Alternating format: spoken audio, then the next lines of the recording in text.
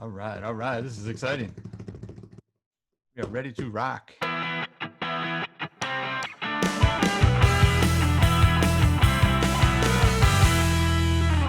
Hi, and welcome to Virtual Water Safety Jam Session 6, brought to you by the Great Lakes Water Safety Consortium.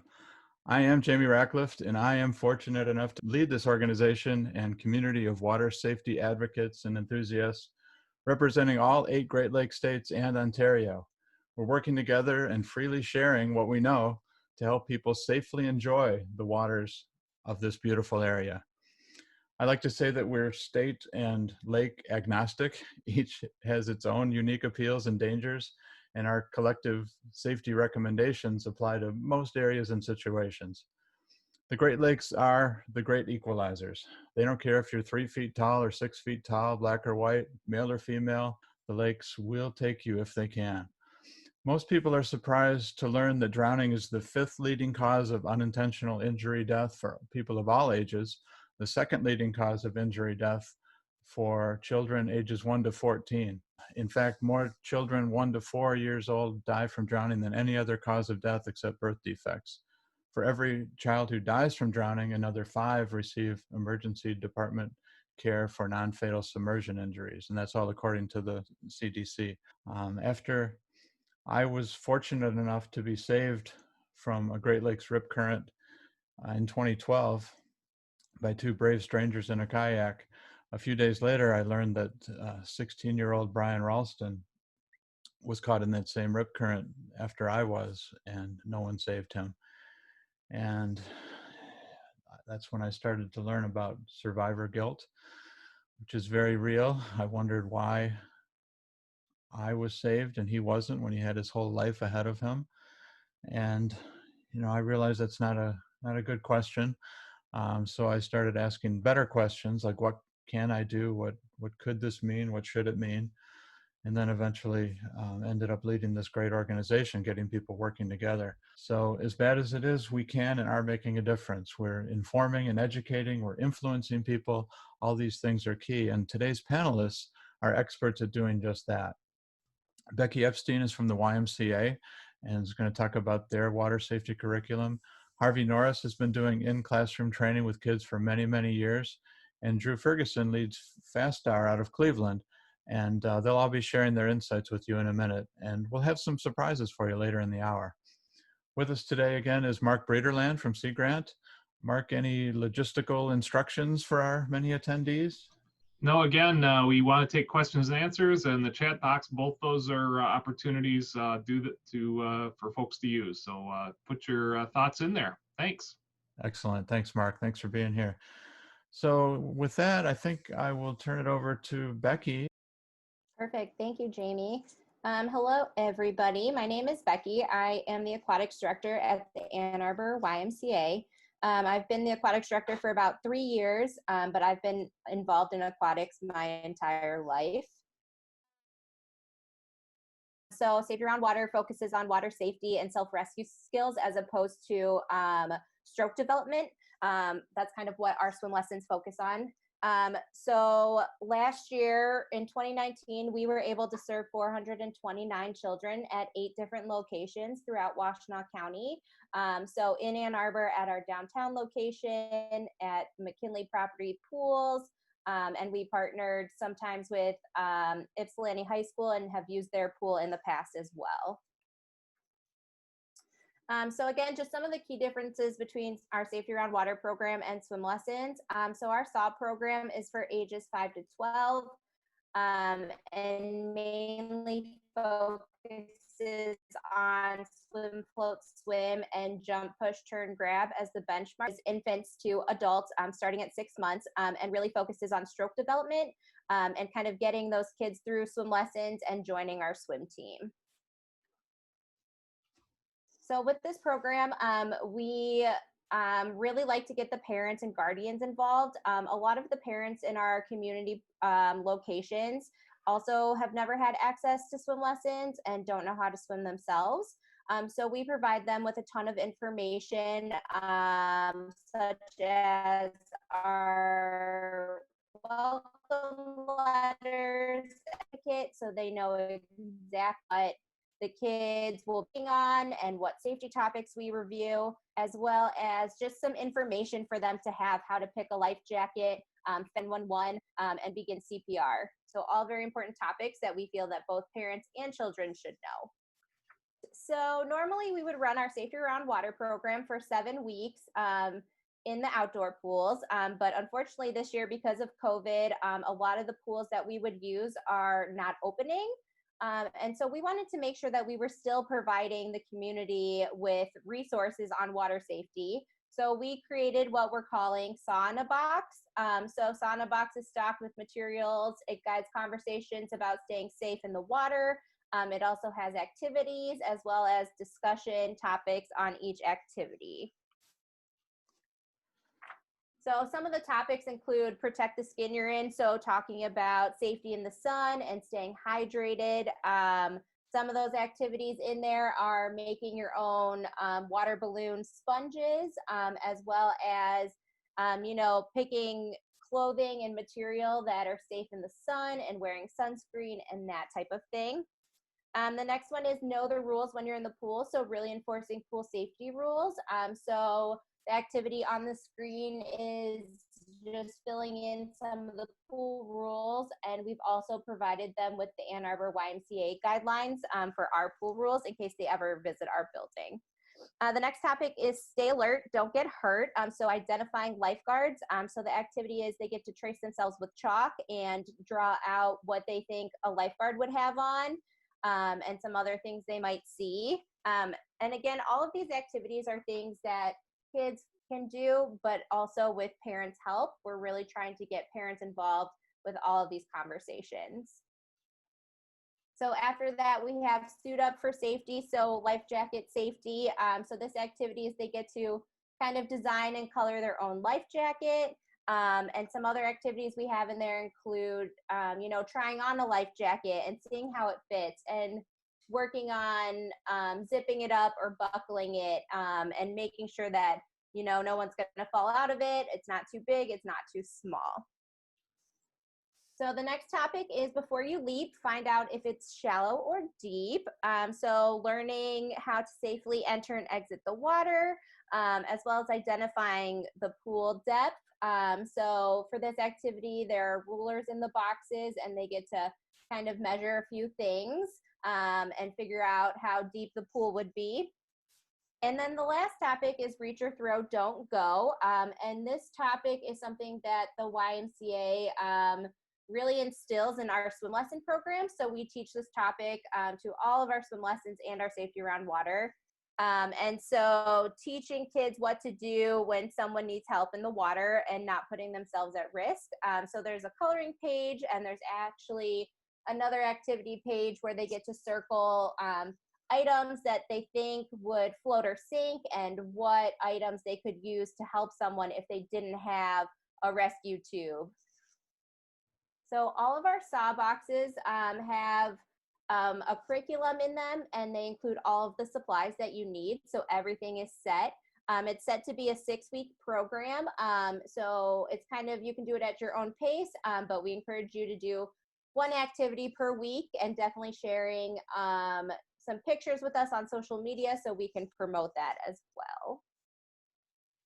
So our next program, I just want to touch base on really quick, is our WAVES program.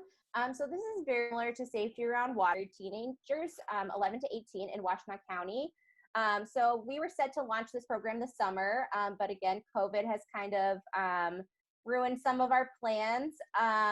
So if we're able to run the program in some capacity, it would be focusing on basic water skills on land, so they can at least get some knowledge of being safe in and around the pool. For all of our programs, we really rely on our community partners and funding. Our program is 100% free to anybody in the community. So we rely on McKinley Properties. They give us free access to their pools. We have received grant money from Redwoods Insurance to purchase brand new life jackets. So we purchased 60 new life jackets that we use during swim lessons and safety around water. We used pools in Ypsilanti. So our community partners really help us to get the word out, as well as providing us a space to use. So I just wanted to share a quick kind of success story. So last year we were at so many different locations, and we had received this email from a parent. So it really just reminds us that the work that we're doing in the community really is making an impact on these young kids. This kid was completely afraid of the water, and by the end, he didn't want to get out of the water. So my staff and I really enjoy working with safety around water and really promoting this program because it does make such a big impact. So if you have any questions, this is my contact information. Feel free to email me or call me with any questions. Thank you for all that you do. The Y have been great partners with the consortium for the past few years, and we really are admiring your Safety Around Water program and the linkages between a lot of the key messages and so on. And the curriculum that you've put together is definitely life-saving. So thank you for sharing that. I'm Harve Norris. I'm part of the Northwest Michigan Injury Prevention Water Safety Program. We started this about 8 years ago as part of the Risk Watch program from National Fire Prevention. I did the water safety part of that, and NAFTA dropped it because there weren't enough people attending it other than Northwestern Michigan. So since we started, we have talked with, and I say with rather than to, 14,000 students in all grades from pre-kindergarten through high school. We change the program a little bit every year as we learn new things and as they respond to it better. The team we put together is made up of Power Squadron. That's me. I've had 42 years of experience teaching boating safety, mostly to adults. We recruited a couple people from the Coast Guard Auxiliary, and when we can, we get somebody from the Marine departments, and usually try to have 2 or 3 people at each program. Now, just a word, if you're trying to get the Marine department or the Coast Guard, be aware that as soon as you schedule them, they will have an emergency and usually don't show up. So we've kind of take them if we can get them, but not always. We stole our information from a lot of places.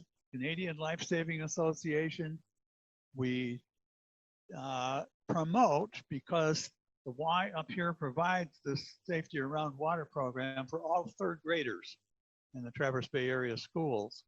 So if they haven't been yet to the Y, we promote it. If they've been there, we review it. And of course,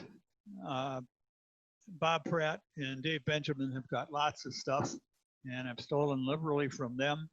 And I've seen Bob's slide presentation, which kind of promoted me to go to a hands-on approach rather than that. The Kids Don't Float program from the Alaska Boating Safety Program, and all of our steps, all of our plans meet the Michigan Model for Health curriculum, so that the teachers really aren't losing anything. They're supposed to teach this information anyway. The lesson plans are this. Through the first to the 2nd grade, the emphasis is around how to keep yourself safe around water. Then when we get to 3rd grade, we keep yourself and how to save somebody else. And then the 7th through 10th grade, we talk about the big lake, rip currents, things that teenagers tend to get into, like shallow water, blackouts, stuff that the kids don't usually involve themselves with, but the very smart high school kids do. As I said, we try to keep the kids hands-on, and that prompts a discussion of the topic on the cue cards. For example, get out of the water if you see lightning or hear thunder. And we talk about electricity, and with the older kids, that leads us into electroshock drowning. We use lots of water toys, rings, life jackets, you know, but all things like that keep the kids involved. We have taught anywhere, well, the smallest was I talked for half an hour with a 2-year-old and her teddy bear about life jackets.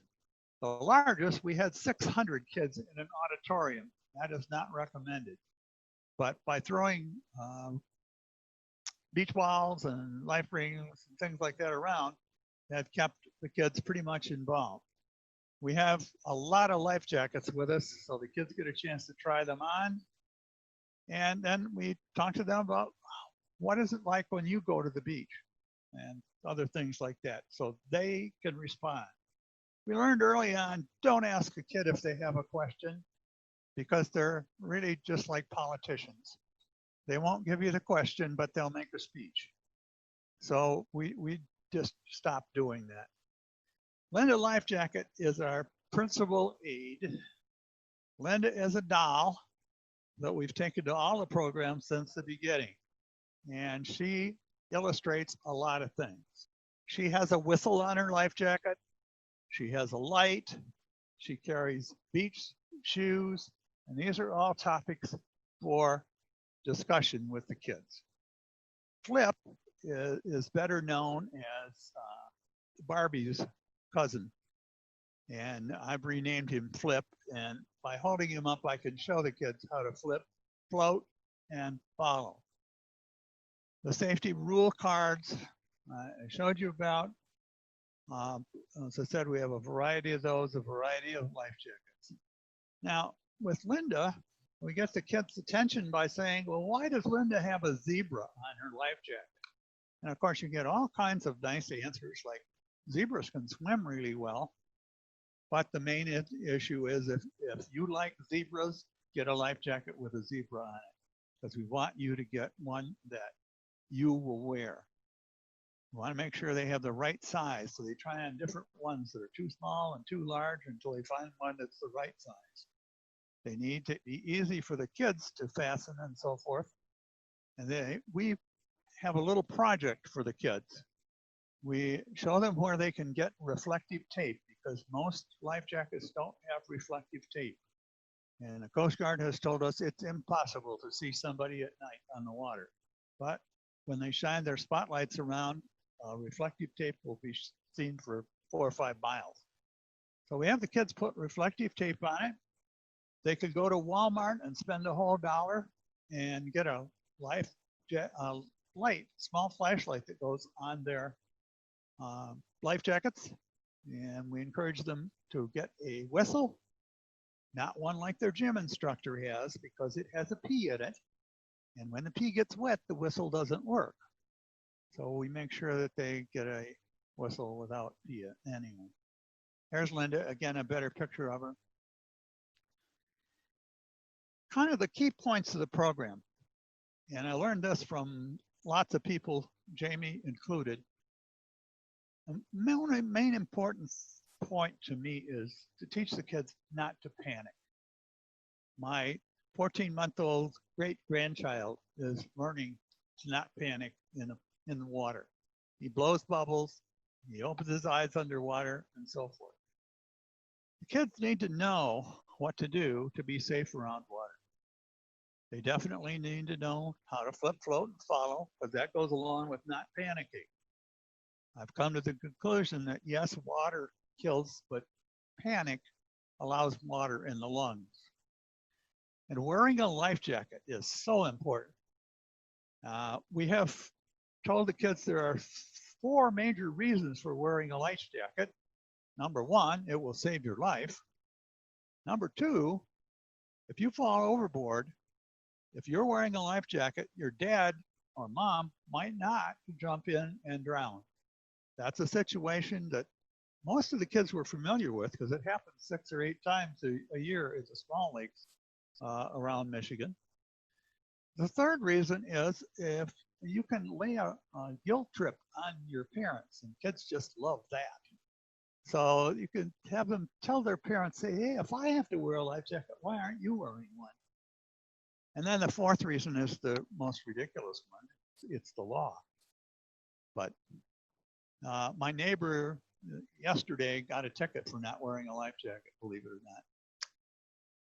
In order to put home our messages, we used to give the kids a coloring book, a Snoopy coloring book, but then MetLife fired him, unfortunately. So we don't have coloring books anymore, but we do send a letter home with each kid in their backpack, because the parents told us they are so inundated with emails and all the other electronic social media that they don't ever pay attention to it. But when the kid hands them this letter, they're kind of forced to do something with it. And we hit several major points. Number one, what does drowning look like? Because most people don't know what drowning looks like. My one granddaughter worked in a pool last summer and had 6 saves. And she said, "Grandpa, you won't believe this, but Mom was in 2 feet every time and didn't pay any attention." Things they can ask the kids about from their letter is, did you meet Linda? And what did Linda have on her jacket? How do you keep your kids safe? I want to go back here a little bit. You need to always be alert, parents. You need to learn CPR with rescue breathing. That is very important. Just pounding on the chest of a drowning victim probably isn't going to do the job. You got to give them some air also. And parents, you need to be a good model for your kids because they're watching all the time. Okay? Now, again, some key points of the whole thing. I've come to the conclusion, Jamie, you may agree or disagree, I don't know, but the victim is the first responder. In a drowning situation, the 15 minutes that it takes the fire department or the rescue personnel to get there might prove fatal. But if we can teach the kids, they need to learn how to just float and enjoy the ride. If they're caught in a rip current, it's going to be kind of a wild ride. But again, if they can keep their nose or mouth or both out of the water occasionally, they'll be okay.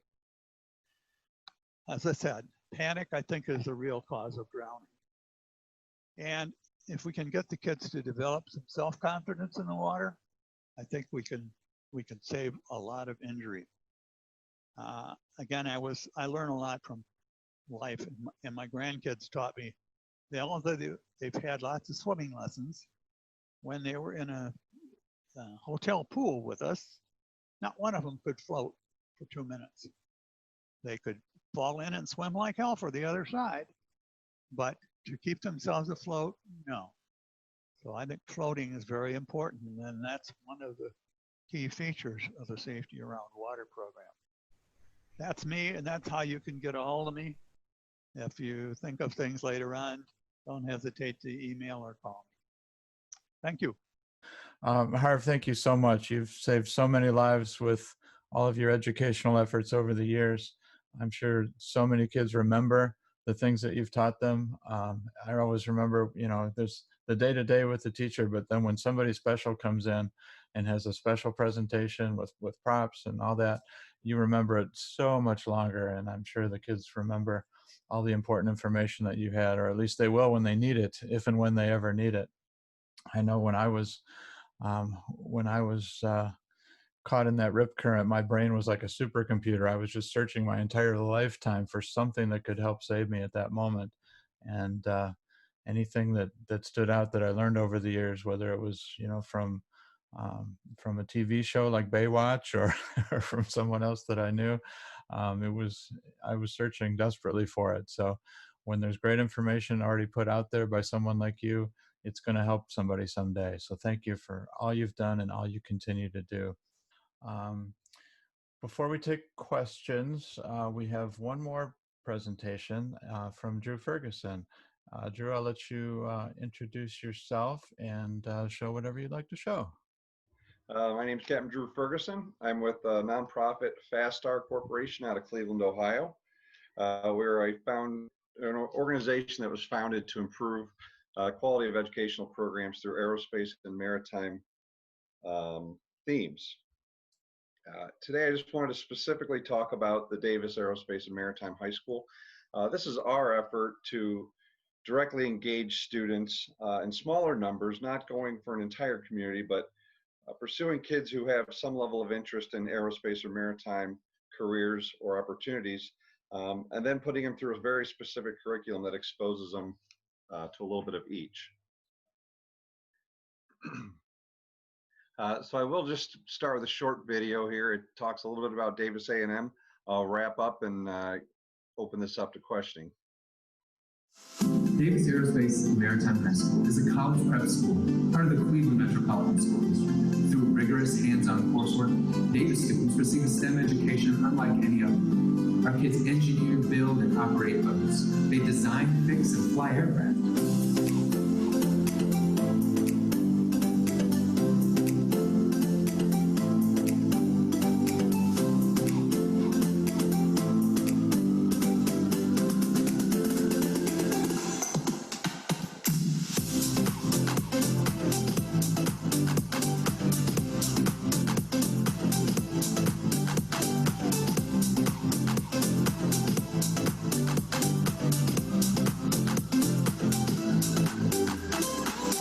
Our digital fabrication lab is one of the finest engineering spaces at any school in Ohio. Kids can earn industry-recognized credentials, preparing themselves for competitive colleges with the ability to think critically, solve problems, and use technology. Davis graduates are successful wherever they go.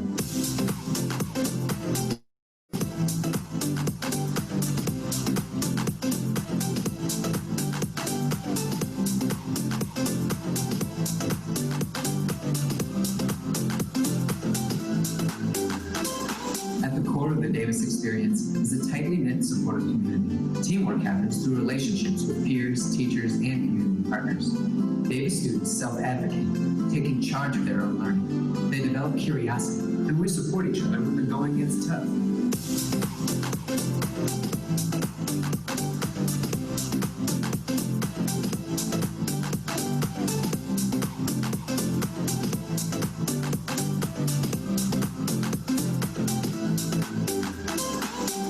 Davis achieves these results through a partnership with FastArt, a nonprofit organization. Through this partnership, students are exposed to experiences they cannot receive anywhere else.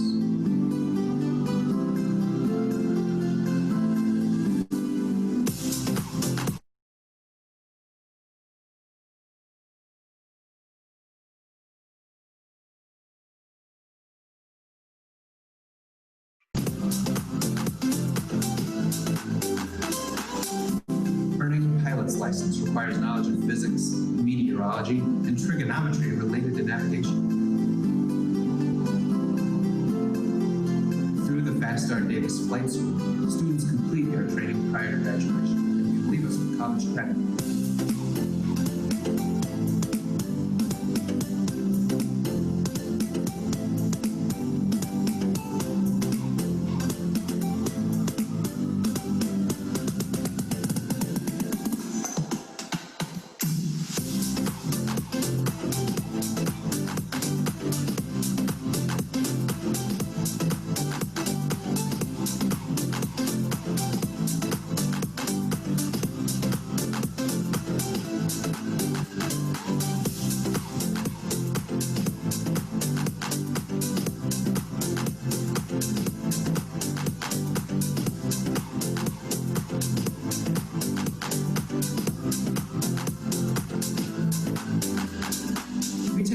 Responsibility to provide these opportunities and invite you to join our community. So, that gives you a little bit of overview of what the school is. What I wanted to bring up today and why this connects to what we're talking about is the very first thing that we do at the Davis Aerospace and Maritime High School is teach our kids to swim. They all have aspirations of flying, of operating ships, of being out on the water. But 80% plus of our students arrive having never touched Lake Erie or the Cuyahoga River. The amount of fear, they're 14 to 16 years old, and the level of fear of the water is incredible. So we did have a unique partnership with the downtown Cleveland YMCA. We start very simple. The kids dip their toes in the water. By the time they graduate, they're operating ships, they're swimming, and they really become the advocates in the community for safe programming on the water. We kind of call it our entry level 1.0 class is the YMCA Learn to Swim. Our AP swimming courses include lifeguarding, scuba diving, paddle ambassadors. So by supporting what the basics are for our kids, we really do open up a whole slew of new opportunities to them, both recreationally and career-wise. Again, what's most important is the partnerships. I can't speak enough to Power Squadron, YMCA, Red Cross, all these different organizations that step up when we say, look, here's our overall goal. We need to figure out what the little parts are in order to make this happen. And it's really neat to see it happen. While we only engage between 400 and 500, I shouldn't say only, but when we have 400 to 500 students in a fully matured high school, their ability to take their friends out, to take their family out, show them what they've learned, and expand just the level of knowledge on the water, as well as the safety messages that we're putting out, really is an incredibly profound impact across the whole Northeast Ohio community. So I will be presenting next week a little bit more on boat safety. We have a whole myriad of programs that we do that are focused on providing these opportunities to the kids and engaging our students and empowering them to be the actual elements of change. So without any more specific questions, I'll turn it back over to Jamie. Oh, that was great, Drew. I remember being on the river there and seeing one of your boats before I even knew you, but it really stood out. It's just patrolling, keeping everyone safe. And then when you invited me down to speak to the class and give me the tour, I thought, there's that boat. I love that boat. It's so cool. So what a great experience you're providing these kids, and they're going to have a lifetime of being so much more safe, and they're going to spread the word to others. And that's what it's all about. So really appreciate all that you do. And of course, your support of these jam sessions too, as a sponsor. Before we take questions, I do want to mention, and Drew just alluded to it, but when we had to postpone our big water safety unconference in May and we pivoted to these virtual jam sessions, we asked people what they wanted as topics, and we chose 7 initial topics. And next week's is on lifeguard startup programs.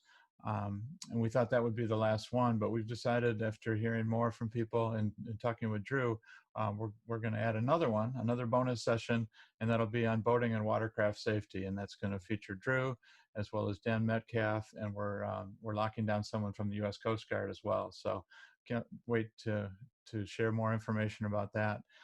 Because a lot of our focus has been on the near shore dangers, but we want to get into open water because a lot of things happen out there as well. So good stuff. Thank you. I'm going to turn it over to Mark and have him take a look in the Q&A in the chat room and see what questions we might put out there for our panelists.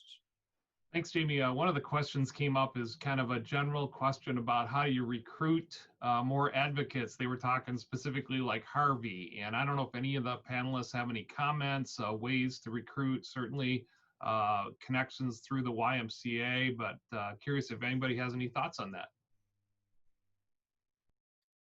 Well, I would say first that, as a consortium, as this community of water safety and of best practice sharing, we're growing much faster than we expected. We're approaching almost 1,000 members now. We're adding more every week as people learn about these jam sessions, as they learn about all of our programs and projects and initiatives to keep people safe. So if you've contacted us in any way, if you're part of these, you've officially joined us. You can always opt out later if you want through our communication channels. But as the more we grow, the more we can share these messages, the more consistent we can be, the more people we can help. But that's just from my point of view, from the consortium-wide perspective. But I'd love to hear what some others think about how we get more people working together across the Great Lakes. It's funny because it's a new program or new folks to the table. You just face an onslaught of negativity. And I'm sure, Jamie, as you started this up, it's, at first you feel like you're just smashing your head against the wall. And as a newcomer to an effort, even though it's, one of the greatest, a great idea, it's good all the way around. it can sometimes be difficult to find your way, especially into the nonprofit world where funding can be so scarce and everyone gets very competitive. But I will say that as we stay the course and we can start to see change, we found that partners have been finding us. I spent so much time and effort trying to convince people who were, the leadership and the leaders in these areas to give me a second to tell them what I'm doing. And it was difficult. So what I ended up doing is just, taking the advice of groups like this, listening in, attempting to, do our operations and set our programming upon what others have told me, and then just last long enough to where the support starts coming in. We operated that safety boat was just an idea. We needed to figure out a way to get kids on the water to gain experience. And we got the kids, they had hourly pay. And that first year we rescued 3 or 4 people out of the water. We escorted, 50 or 60 big commercial ships, and we did all these special events. And suddenly people started calling saying, hey, we'd heard about you a couple of years ago and didn't believe it was possible, but hey, how can we help now? And I think I'll kind of give Becky a shout out, but I think just one of the greatest programs that we've had support-wise has been the YMCA. And you don't go to the national YMCA, you go to your local YMCA and you find the aquatic director and you say, hey, how can we do this? And success is, running into your kids out on a beach and seeing them with their friends and seeing them actually teaching their friends what you just taught them. And we had that first experience this year. We invited all the kids out to go paddling, and here's this 17-year-old kid with his siblings, 2 to 15, teaching them exactly what he had learned, and we've incorporated, the flip, float, follow, and they're teaching that. And so you just see it really start to spread. And that's how you've had the success. And again, once you achieve a good quality success and can show that your concept works, then the support and funding and partnerships do come in. We teach our kids this, early on as well, as situational awareness.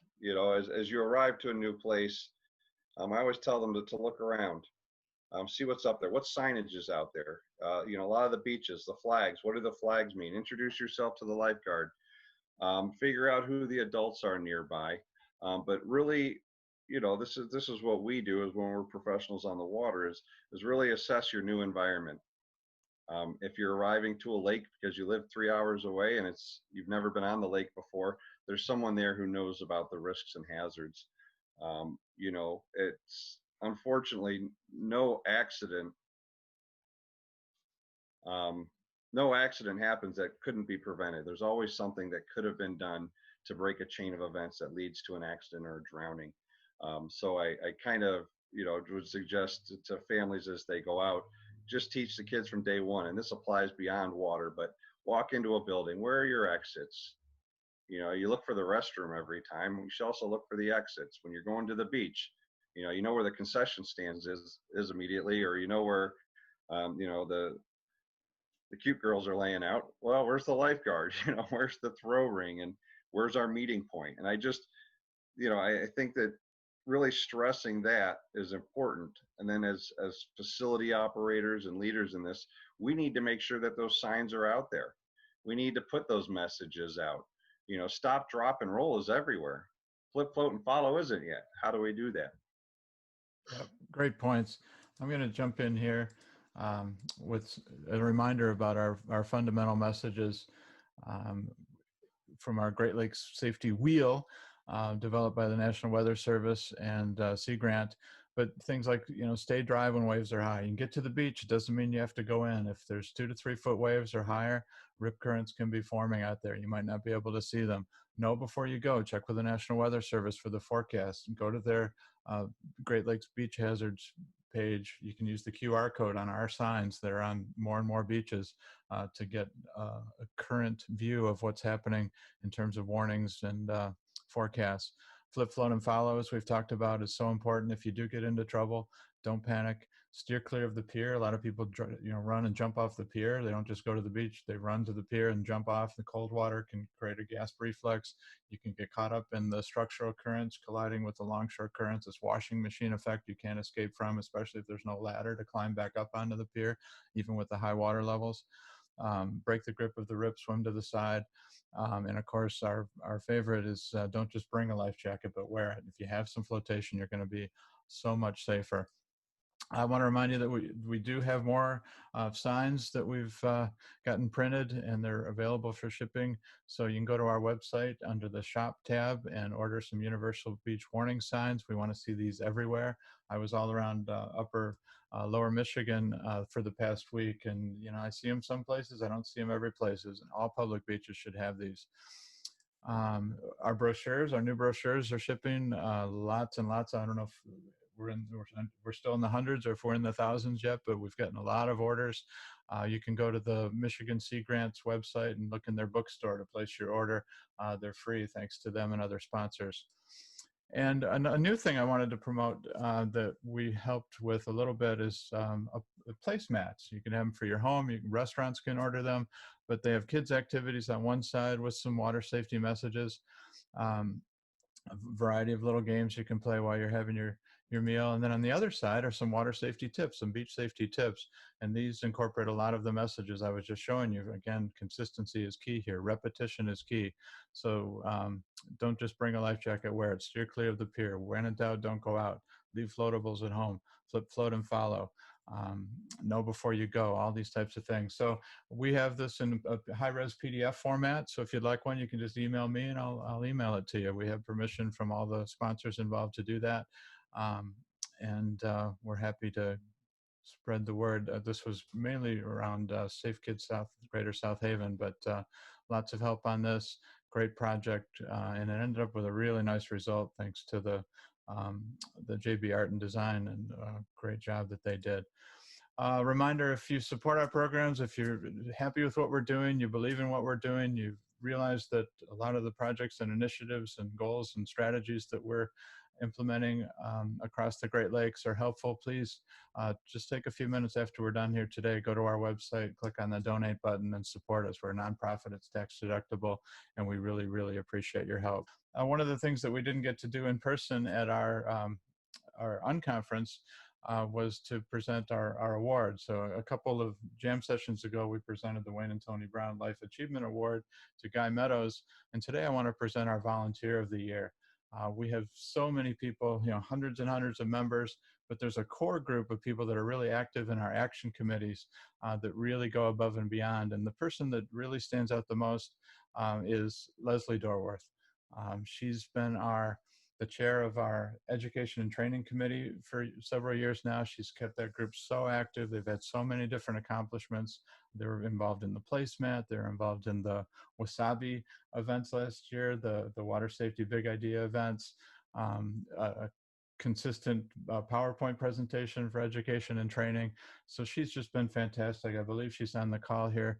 And I just want to thank you, Leslie. You've done an amazing job leading not only your action committee around education and training, but serving on several others. You're part of my leadership team, and I appreciate you so much. So congratulations, big applause for Leslie for all her work and keeping our activities in the forefront and moving forward and always growing. So thank you so much.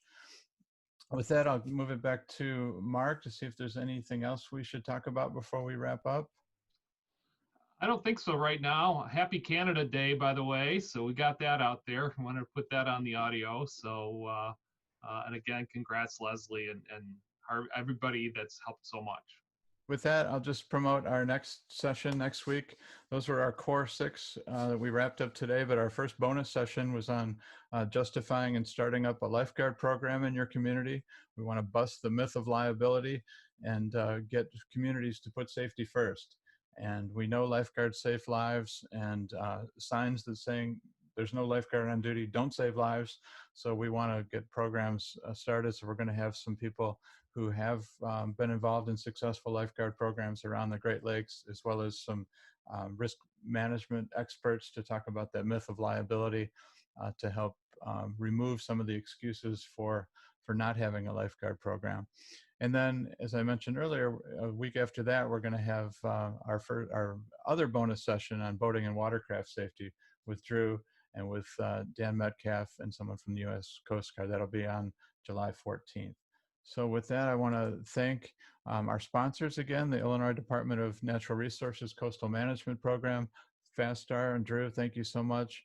Sea grants from Illinois, Indiana, Michigan, and Wisconsin, Wells Street Beach. So thank you all for attending. Thank you, panelists. Great job. One more round of applause for everybody for all the great information that they shared. That's it. Thank you very much, everybody. I really appreciate it, and we'll see you next week.